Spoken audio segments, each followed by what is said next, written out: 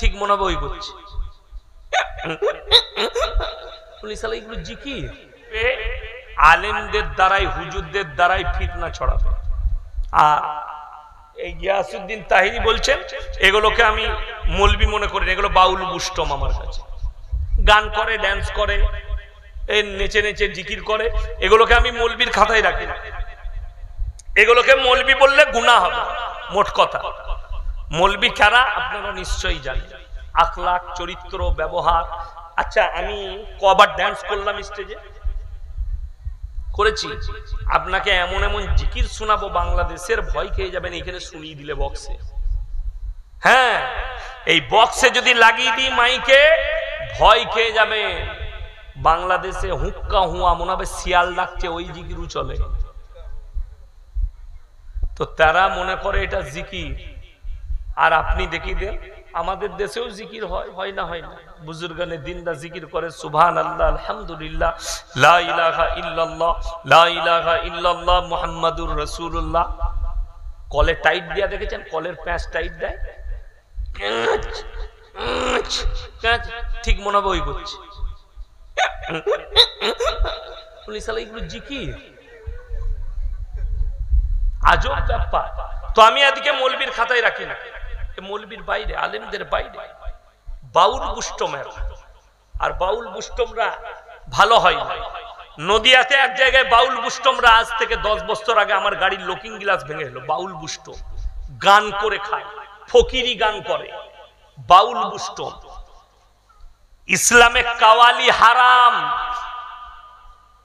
আপনি চলুন, মুসলমানরা কাওয়ালি করছে গান বাজনা করে, কাওয়ালি হারাম। ইসলামে গান বাজনা, বাদ্যযন্ত্র হারাম। একজন বলছে বিয়েতে নবীর জামানায় ঢোল বাজানো তো বুকা কোথাকারে। তুমি জানো হাদিসের ভুল ব্যাখ্যা করছো, কোরআনের ভুল ব্যাখ্যা করছো। এই জন্য তো মুসলমান আজকে পিছিয়ে চলে গেছে। মুসলমানের হালত খারাপের। 10টার পরে ছেলে মেয়েরা মদ খেয়ে একসাথে ড্যান্স করেছে, সব মুসলিম ছেলে মেয়ে একসাথে মদ খেয়ে ড্যান্স করেছে টাউনে।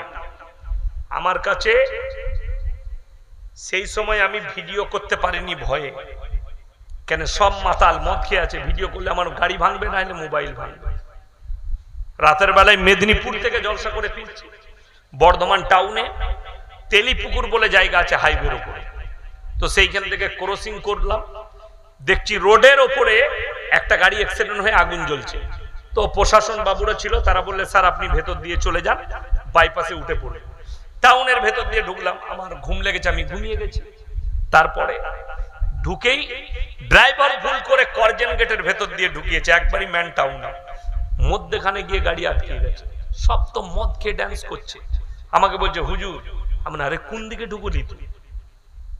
দিয়ে দেখলাম আমি ভেতরে লাইট জ্বালা, আমি টুপি পরে বসলাম। যাই হোক, যাতে মাতাল হলো তাল ঠিক আছে। আমাকে 2-4 জন চিনতে পেরেছে, গাড়িটা ছাড়। টোলে টোলে টোলে টোলে কোন রকম আমার গাড়িটা পার করালে, তাও কতজন পড়লো, গাড়িতে দাগ হলো, মদ খেয়ে সব। আল্লাহর কসম মদ পান করে বর্ধমান টাউনে গিয়ে বসি, চ্যালেঞ্জ ছুড়ে বললাম, তারা ইউটিউবে আমার বয়ান শুনে ছেলে মেয়ে উভয়ে মদ পান করে, তাদের হাতে কলমা লেখা ঝান্ডা। মদ ইসলামী শরীয়তে স্পর্শ করা হারাম। নবীর নামাজের মহাব্বতের নাম করে তারা মদ পান করছে, এটা কি করে জায়েজ হতে পারে? সকাল থেকে জুলুস বার করেছে, এক ওয়াক্তের নামাজ পড়ে নাই। সেই জুলুস, যে জুলুসটা করার জন্য নামাজ বাদ যায়, আল্লাহর কসম করে বলছি সেই জুলুস হারাম জুলুস। সেই জুলুস শরীয়তে জায়েজ নাই। যে একটা ভালো কাজ করতে গিয়ে, এই যে আপনারা জলসা করছেন, এই জলসা করতে গিয়ে যদি শ্রোতা বক্তা সবারই ফজরের নামাজ যায়, কেলানি খাবে না? খাবে না? মার খাবে। এই দুনিয়াতেও মার আছে, কবরেও মার আছে। তাহেরি শেখ আহমদুল্লাহকে বোবা শয়তান বলেছে, এই বিষয়ে কিছু বলেন। আমি কি বলবো, গত পরশু আমি উত্তর দিয়েছিলাম। তো সে আমার চ্যানেলে রিপোর্ট মেরে মেরে আমার চ্যানেলে বয়ানটাকে তুলে দিয়া করিয়েছে ফেসবুকে। যাই হোক, দেখুন আমি বলেছি কিয়ামতের পূর্বে গায়ে লাগবে অনেক জুনা, কিন্তু না বলে থাকতে পারি না। কিছুদিন আগে, কয়েক মাস আগে আপনাদের একজন ফিল্মের নামি দামি আর্টিস্ট, তার নাম শাহরুখ খান, উমরা করতে গেছে, ঘুরে এসে হারাম করে আবার মন্দিরে পুজো দিতে গেছে। আপনারা তাকে মুসলমান বলবেন, দামি মুসলমান আপনাদের কাছে, কাদের কাছে? যুবকদের কাছে। এদের গায়ে লাগে, এদের বিরুদ্ধে কথা বলবে। সালমান খান আর পুরো পরিবারটা মুশরিক পরিবার, মুশরিক।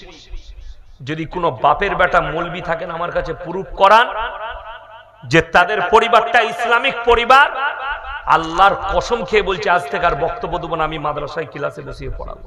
যদি কোনো বাপের বেটা মৌলবি আপনাদের এই বজবজ বিল্লাপুর এলাকায় থাকে, নিয়ে আসুন স্টেজে, খালি বলে দিবে তার পরিবারটা হালাল পরিবার, ইসলামিক তরিকার পরিবার।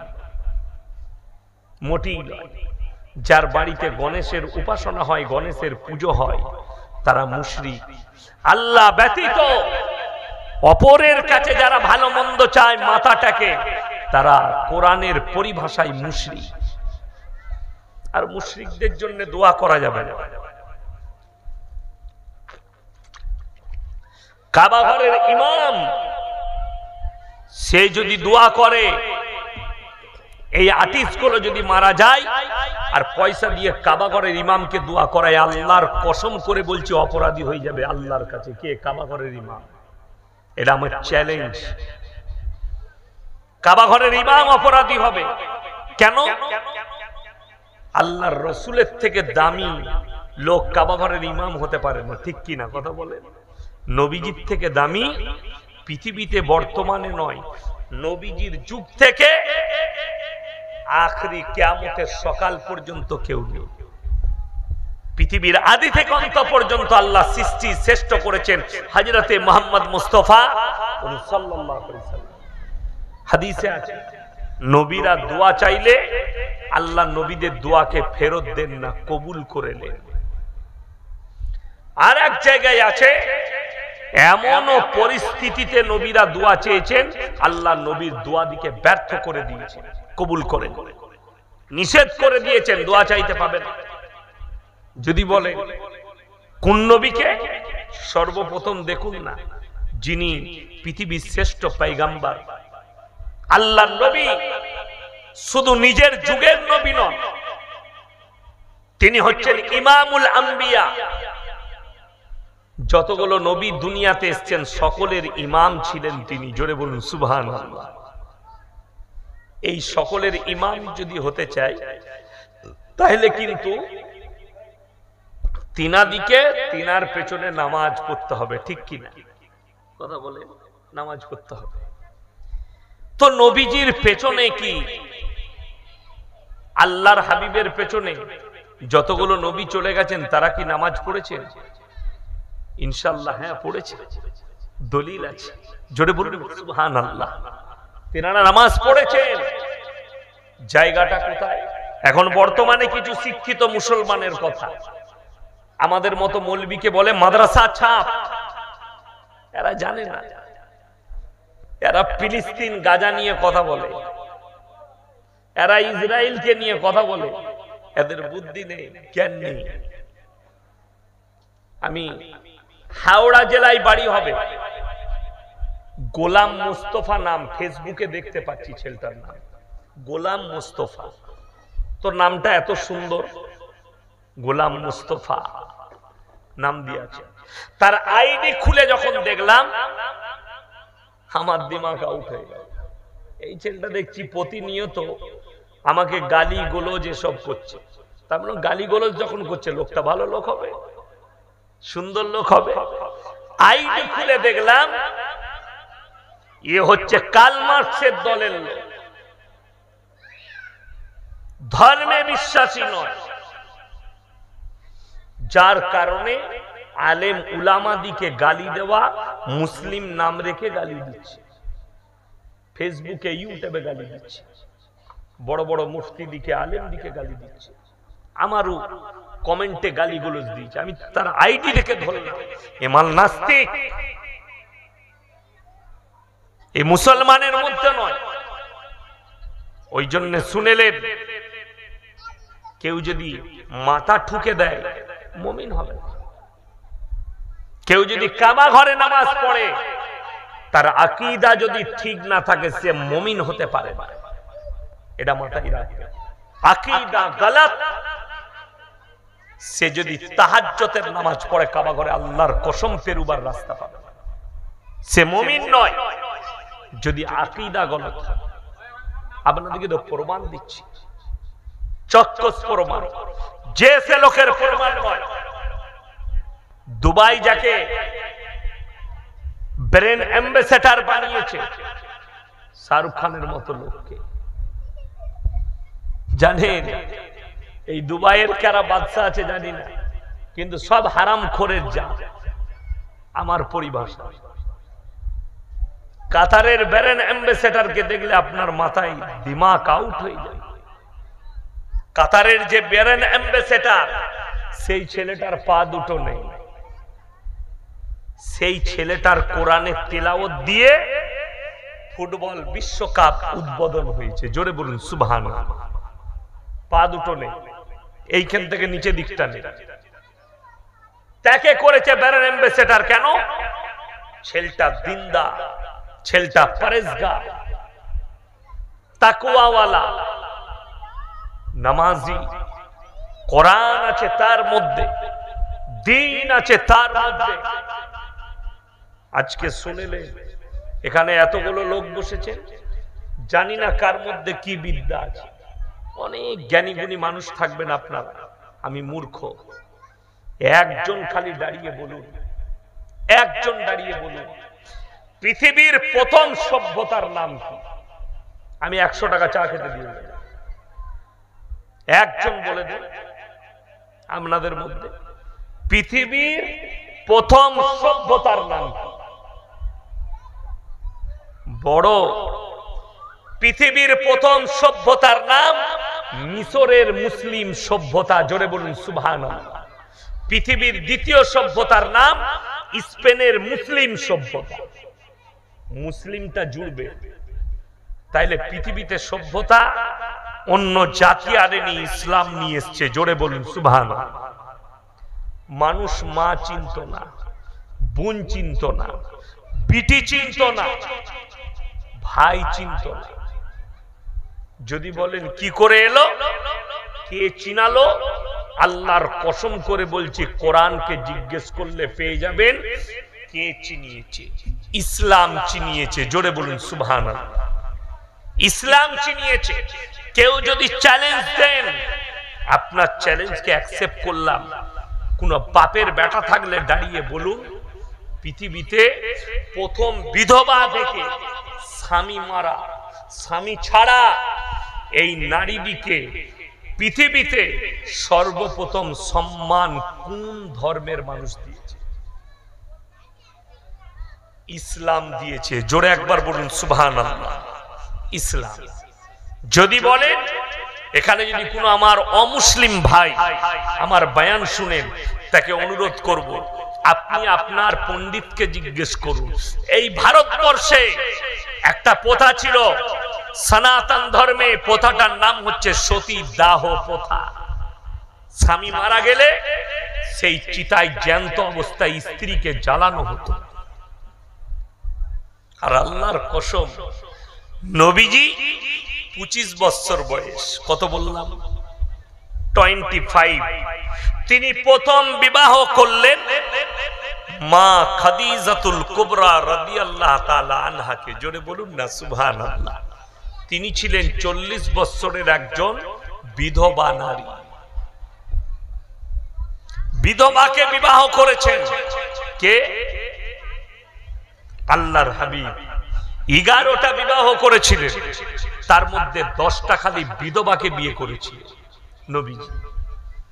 পৃথিবীর মানুষকে শিক্ষা দিলেন, বিধবাটা ডাস্টবিনে ফেলার জন্য নয়, বিধবাটা ঘুরে বেড়াবার জন্য নয়, বিধবাটা ব্যভিচার করার জন্য নয়, বিধবাটা ধর্ষণ করার জন্য নয়, তাদেরকে একটা স্বীকৃতি দাও, বিবাহ করে স্ত্রী রূপে গ্রহণ করো, হালাল বিবি রূপে। আল্লাহ কোরআনে বলেছে তার মধ্যেও আমি আল্লাহ খায়ের আর বরকত রেখেছি। জোরে বলুন সুবহানাল্লাহ। মুসলমানদের দেখুন বর্তমানে বেঈমান কাফেরের আখলাক আসার কারণে আমাদের অনেক মায়েরা কষ্ট পায়। অনেক মায়েরা বেঈমান কাফের কিন্তু আপনাকে আলাদা বুঝাচ্ছে। কি বুঝাচ্ছে? ইসলামে নারীদিকে সম্মান দেওয়া হয়। বুঝাচ্ছে না বুঝাইনি? চলুন কি করে বুঝাচ্ছে। বেঈমান কাফেরদের মিশন, এরা তোমাদেরকে মায়েরা ভালো করে শুনবেন, ইসলামে মৌলবীরা কোরআন হাদিস দিয়ে মেয়েদিকে বাড়ির মধ্যে বন্দি করে দিল, মেয়েদিকে ঢেকে দিয়েছে, মেয়েদের অধিকার কেড়ে নিয়েছে। কে বলছে? বর্তমানে বিশ্বের কিছু বেঈমান কাফের মুসলমান, শিক্ষিত মুসলমানদের ব্রেনটা এইভাবে ওয়াশ করছে যে তোমাদের মধ্যে সম্মান না, নারীদিকে বঞ্চিত করেছে, নারীদিকে ঢেকে দিয়েছে। তাদেরকে জিজ্ঞেস করো মৌলবীদিকে ঢাকার কথা কোথায় আছে? তুমি তো জিজ্ঞেস করেছো কাঠ মৌলবীকে, তুমি তো জিজ্ঞেস করেছো গাইবুকো হেলেকে। আমাদের মতো বাপের বেটাকে জিজ্ঞেস করো, কোরআন শুনিয়ে দেব। ওয়াদরিব খুমুরিহিন্না আলা জুনুবিহিন। হে নারী, তুমি পর্দা নির্ধারিত করো, তুমি কোনোদিন ধর্ষিতা হতে পারবে না, তুমি কোনোদিন লাঞ্ছিত হবে না। ইমানদারির সঙ্গে বলুন, এখনকার কিছু যুবক যুবতী মুসলমানদের মেয়েরা ছোট পোশাক পরছে, যে জাতিরই হোক, তাদেরকে জিজ্ঞেস করুন ছোট পোশাক কেন? একটাই কারণ, ছোট পোশাক বলছে এটা মডেলিং এর যুগ। বলছে না বলেন? মেয়েরা পোশাক পরছে ছোট, আর তাদেরকে জিজ্ঞেস করলে তারা বলে এটা মডেলিং। যদি ছোট পোশাকটা মডেলিং হয়, কম কাপড় পরাটা যদি মডেলিং হয়, তাহলে এই বজবজ আর বিল্লাপুরের সব থেকে বড় মডেলিং হচ্ছে এই বিল্লাপুরের কুত্তাগুলো, যারা কাপড়ই পরে না। কথাটা বুঝতে পারেন? যারা কাপড়ই পরে না তারা সব থেকে বড়। আমি আজকে ট্রেনে বাড়ি ফিরছিলাম মুম্বাই থেকে, তো পাশের অ্যাপার্টমেন্টে ছিল মা বিটি ছিল, সব ছোট ছোট চুল কেটেছে, জিন্সের প্যান্ট গেঞ্জি পরে আছে, কোন ধর্মের জানি না। আমি দেখলাম যে বকর বকর বকর বড় করে বকছিল খুব। তো ওটা দেখে আমার একটা হাদিস মনে পড়ল, বুখারী শরীফের হাদিসে আছে, যে সমস্ত দুজনের দিকে আল্লাহ রাব্বুল ইজ্জত কিয়ামতের দিনে তাকাবেন না। এক নম্বর ওই পুরুষ, যে পুরুষরা কানের বালি পরে। কি পরে বললাম? কানের বালি। দ্বিতীয় নম্বর হাতে বালা পরে, কানে বালি পরে, হাতে সুতো বাঁধে, মেয়েদের মতো বড় বড় চুল রাখতে চায়। এই পুরুষরা যারা নিজেদিকে মেয়েদের মতো বানাতে চায়, আল্লাহ কিয়ামতের দিনে এদের উপরে হুকুম আসবে, তোমরা নারীদের রূপ ধারণ করে দেখাও। তারা বলবে আল্লাহ আমরা অক্ষম। আল্লাহ বলবেন এরপরে তোমরা জাহান্নামের রাস্তা অতিক্রম করো।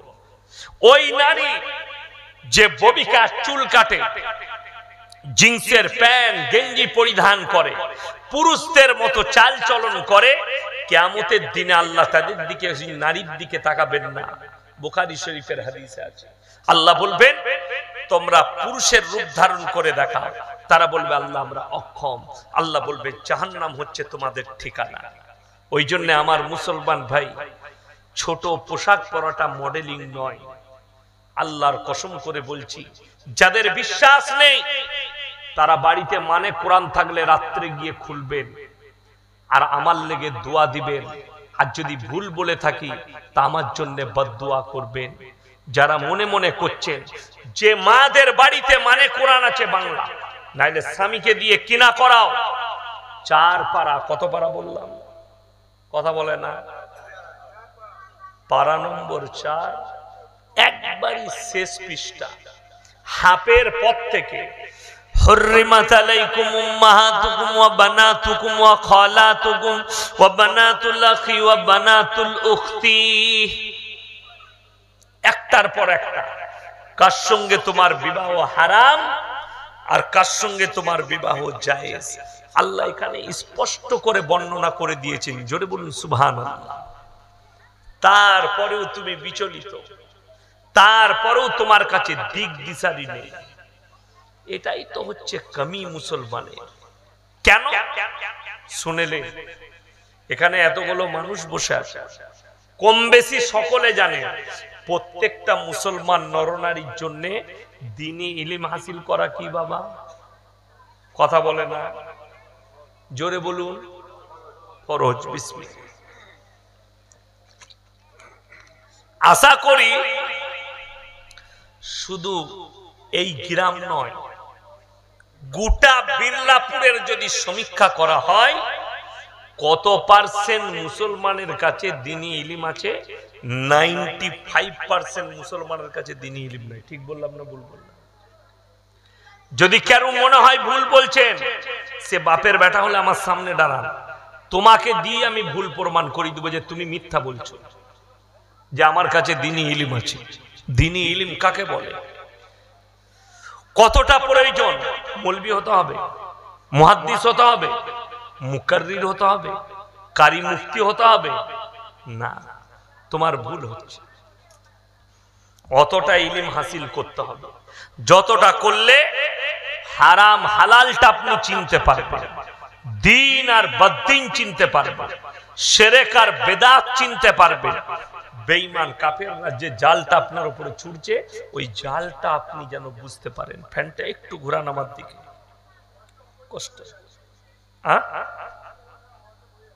আর একটু ঘোরান বেশি ঘোরাতে হবে বাস থাক আমার ভাই আল্লাহর ওয়াস্তে আপনাদেরকে অনুরোধ করব একটু বিবেক দিয়ে ভাববেন আপনি নিজে জানেন দ্বীনি ইলম হাসিল করা ফরজ নারী আর পুরুষের জন্য আর কেউ যদি জেনে বুঝে ফরজ ছেড়ে দেয় এটা গুনাহ না গুনাহ নয় বাবা গুনার কাজ এটা গুনাহ আপনি স্পষ্ট ভাবে গুনাহ করছেন এটা আপনি চিন্তা ভাবনা করেছেন যে আপনি জেনে বুঝে পাপ করছেন যে দ্বীনি ইলম নেই আমার মধ্যে কেন কোথায় হাসিল করবেন কিভাবে আপনি হাসিল করবেন দ্বীনি ইলমটা বলে দিন হয় কোন মাদ্রাসায় পড়াশোনা করে হোক তা না হলে কোন বড় আলেমের পাশে উঠা বসা করে হোক কিংবা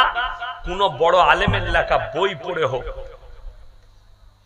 আপনি সময় লাগান দিয়ে ইলম অতটা হাসিল করুন যেন আপনি হারাম হালাল দ্বীন বদ্দীন চিনতে পারেন আজকে বেশিরভাগ মুসলমান হারাম হালাল জানে না যদি দ্বীনি ইলম থাকতো আজকে মুসলমান কখনো লটারি টিকিটের ব্যবসা করত না আপনাকে আমি বিল্লাপুরে দেখিয়ে দিব মুসলমান লটারি বেচছে ঠিক বললাম না ভুল বললাম যদি বজবজে না দেখাতে পারি চড়িয়ালে আমি জীবনার চড়িয়ালে এই দক্ষিণ 24 পরগনায় পা দেবো না চলুন মুসলমান লটারি বেচছে মুসলমান লটারি কাটছে মুসলমান বিড়ি আপনার গাঁজা খাচ্ছে গাঁজা বিক্রি করছে মুসলমান মদ পান করছে মদ বিক্রি করছে আমি মুসলমানকে দেখিয়ে দেব আমি এই ইলমটা হাসিল করতে বলি অথচ সে মদ বিক্রি করে টাকা ইনকাম করছে হালাল মনে করে সে লটারি বিক্রি করছে হালাল মনে করে লটারির টিকিট কাটছে হালাল মনে করে এটাকে কোনো পাপই মনে করে না তার কারণ কি ওর কাছে দ্বীনি ইলম নাই দ্বীনি ইলম নাই আর চাইও না যে আমার মধ্যে দ্বীনি ইলম আসুক আপনি কি মনে করছেন আল্লাহর আযাব আপনার উপরে আসবে না খোদার গজব আপনার উপরে নাজিল হবে না আপনি কি মনে করেছেন অভাব আপনার সংসারে আসবে না শুনেলেন টাকা থাকার নাম সুখ নয় বড় লোক হওয়ার নাম সুখ নয় সম্পদ থাকার নাম সুখ নয় ডাল আলু খাচ্ছেন ঝুপড়ি বাড়িতে আছেন স্বামী স্ত্রীর মধ্যে মহব্বত আছে। আপনি এই বিল্লাপুরের এই গ্রামে একটা ঝুপড়িতে বাস করে, স্বামী স্ত্রী একটা প্লেটে খানা খান, এত মহব্বত, সারা রাত একটা বালিশে মাথা দিয়ে স্বামী স্ত্রী ঘুমান, এটা এত বড় সুখ। আর একজন কলকাতায় ফ্ল্যাটে বাস করে, স্বামী মদ খেয়ে সোফায় শুয়ে থাকে আর বিবি থাকে পালঙ্গে, দুজনার বিছানা আলাদা, অথচ তারা 5 স্টার হোটেলে খানা খায়। আল্লাহর কসম করে বলছি, সুখটা আসল আপনারই, ঠিক কিনা কথা বলে? সুখ টাকা থাকলে সুখ আসে না। যাদের মনে হচ্ছে টাকায় সুখ আছে, তারা খালি জেলগুলোই চলে যায়। কটা নেতা, কটা মন্ত্রী আর কটা আমলা ঢুকে আছে দেখেন, যাদের কাছে করোড় করোড় টাকা। হাই রে মুসলমান, আজকে পৃথিবীর মানুষ দুনিয়ার পেছনে ছুটতে শুরু করেছে। ছুটছে না? ছুটে না। मुसलमान तू दुनिया के पीछे मत भाग, तू 1400 साल पीछे चला जा, दुनिया तेरे पीछे भागे। मुसलमान तू दुनिया के पीछे मत भाग, तू 1400 साल पीछे चला जा, दुनिया तेरे पीछे भागेगी। तार प्रमाण लिबेन এই স্টেজে, তার প্রমাণ আছে স্টেজে, তার প্রমাণ সেটা হচ্ছে উলামারা, আলেমরা আল্লাহর নবীর হাদিস শুনেলেন। দিকে আমি অনুরোধ করে যাচ্ছি, হাত তুলে বলুন তো 5 ওয়াক্তের নামাজ আজ থেকে কে কে পড়বেন? হাত তুলে না, তাড়াতাড়ি হাত তুলে। 5 ওয়াক্তের নামাজ কম্পালসারি। মায়েদিকে অনুরোধ করে যাচ্ছি, নামাজ জীবনে ছাড়বে না, নামাজ পড়ো যদি জীবনে শান্তি চাও। দুনিয়াতে ভালো মন্দ আর সম্পদটার নাম শান্তি লয়। শান্তি হচ্ছে শাক ডাল খেলেও সেটা রুজি এবং সেটা হালাল হতে হবে। আলু ডাল খাও যেন হালাল হয়, সেটা যেন তোমার কাছে যেটা যাচ্ছে সেটা যেন তোমার গর্বের হয় যে আমি হালাল খাই। মানুষ বলবে লোকটা সৎ লোক, হালাল খায়। লোকের মেরে নিও না, লোককে ধোকা দিও না, লোকের সঙ্গে প্রতারণা করো না, প্রবঞ্চনা করো না। রাসূল আকরাম সাল্লাল্লাহু আলাইহি সাল্লাম শুধু নামাজ রোজা এটারই নাম ইসলাম নয়, তাসবিহ তিলাওয়াত এটার নাম ইসলাম নয়, পরিপূর্ণ একটা জীবন ব্যবস্থার নাম ইসলাম। আপনাকে লক্ষ্য রাখতে হবে আপনার দ্বারা যেন আপনার প্রতিবেশী কষ্ট না পায়, আপনার দ্বারা যেন আপনার প্রতিবেশী, তুমি দেখো না তোমার পাশে কোন জাতি বাস করছে, সে হিন্দু হোক, মুসলিম হোক, জৈন হোক, আর আপনার দলিত হোক, আদিবাসী হোক, সে যদি ক্ষুধার্ত হয় খাবার দাও, বস্ত্রহীন হলে বস্ত্র দাও, বিপদে পড়লে পাশে দাঁড়াও। কোরআনে আছে ওয়াআতিদাল কুরবা হাক্কাহু ওয়াল মিসকিন ওয়াবনাস সাবিল ওয়ালা তুবাদদির তাবদীরা। হে নবী বলে দাও, তোমরা দান করার সময় খেয়াল রাখবে তোমার কাছের গরিব 3টে লোক যদি তোমাদের কাছে হাত পেতে দেয়, তাদের হাতকে তুমি জীবনে ফিরিও না। 1 নম্বর ওয়াআতিদাল কুরবা, কাছের গরিব। 2 নম্বর ওয়ালিয়াতামা ওয়াল মাসাকিন, যারা এতিম আর মিসকিন হবে তারা যদি হাত পাতে তাদের হাতকে ফিরিও না। ওয়াবনাস সাবিলি ওয়ালা তুবাদদির তাবদীরা। আর 3য় নম্বর হচ্ছে মুসাফির যদি তোমাদের কাছে হাত পাতে তুমি তাদের হাতকে ফিরিও না। এই 3টে লোক যদি হাত পাতে তাদের হাতকে ফিরিও না। এই 3টে লোক যখন দোয়া করবে আল্লাহ সঙ্গে সঙ্গে দোয়া কবুল করে নেয়। জোরে বলুন সুবহানাল্লাহ। যারা দান করেন মায়েরা শুনে যান, ভাইরা, আপনি যদি 1 টাকা ভিক্ষুককে দেন, মনে মনে একটা কথা ভাববেন, আল্লাহ তুমি আমাকে দেনেওয়ালা বানিয়েছো, আমাকে চাহনেওয়ালা বানাওনি। শুকর আদায় করবেন কেঁদে, আল্লাহ তুমি আমার দ্বারা দান করিয়ে নিয়েছো, আমাকে ভিক্ষা করাওনি, তোমার শুকর আদায় করছি। তুমি সামনেওয়ালাকে দেখে চিন্তা করবে যে আল্লাহ আমার সামনেওয়ালা হাত পেতেছে আর আমি দেনেওয়ালা। টাকা হবে আপনার, আল্লাহ যেমন দিয়েছে।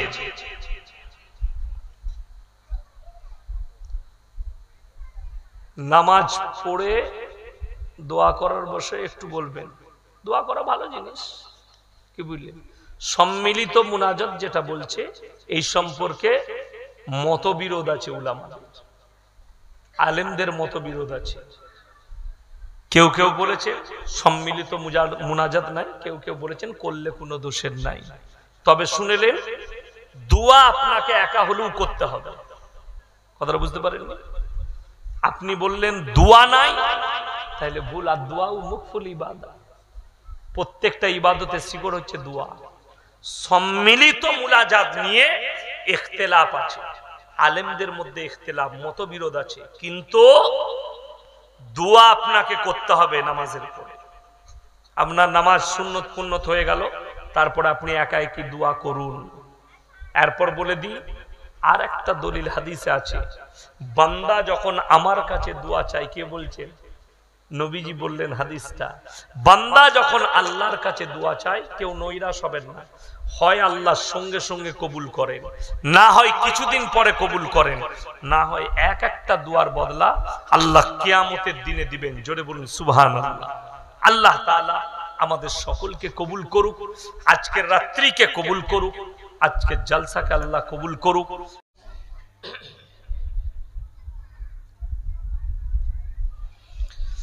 إذا جاء نصر الله والفتح ورأيت الناس يدخلون في دين الله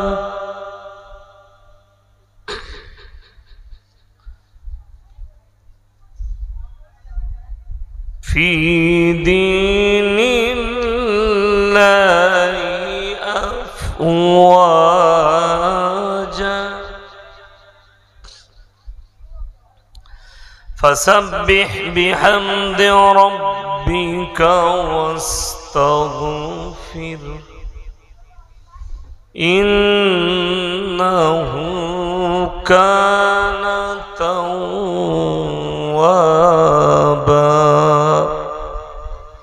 صدق الله العظيم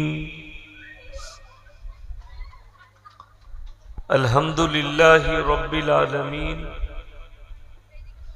والصلاة والسلام على رسوله الكريم أما بعد فأعوذ بالله من الشيطان الرجيم بسم الله الرحمن الرحيم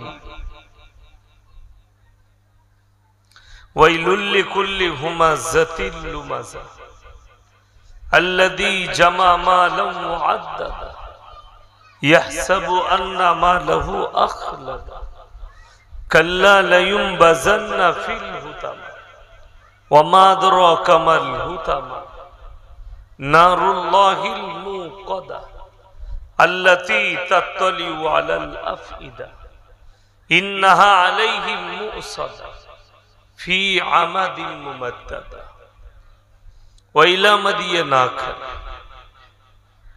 فأعوذ بالله من الشيطان الرجيم بسم الله الرحمن الرحيم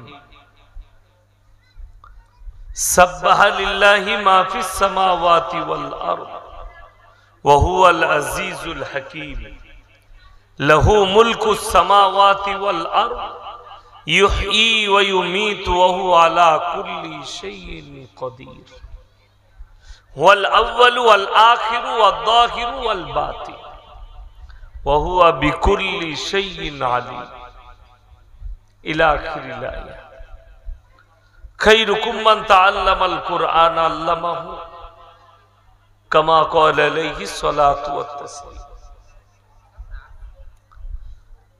মাননীয় শ্রদ্ধেয় জ্ঞানী গুণী মানী সম্মানী আজকের এই জলসার মাননীয় সভাপতি মহাশয়, শ্রদ্ধের উলামা ইকরাম, হুফাজ ইকরাম এবং আমার জ্ঞানী গুণী মানী সম্মানী মাননীয় শ্রোতা মণ্ডলী, পর্দার অন্তরালে পর্দা নসিব মায়েরা এবং বোনেরা, আল্লাহর বড় দয়া কৃপা ভালোবাসা আমাদের প্রতি, গোটা বিশ্বের প্রতি, সবাই আল্লাহর শুকর আদায় করে হৃদয় থেকে বলি আলহামদুলিল্লাহ। তারপরে পরে বিশ্ব নবী জানাবে মুহাম্মাদুর রাসূলুল্লাহ, সকলে বলুন সাল্লাল্লাহু আলাইহি ওয়াসাল্লাম। তেনার প্রতি শত কোটি দরুদ বর্ষিত হোক, বলুন আমিন সুম্মা আমিন।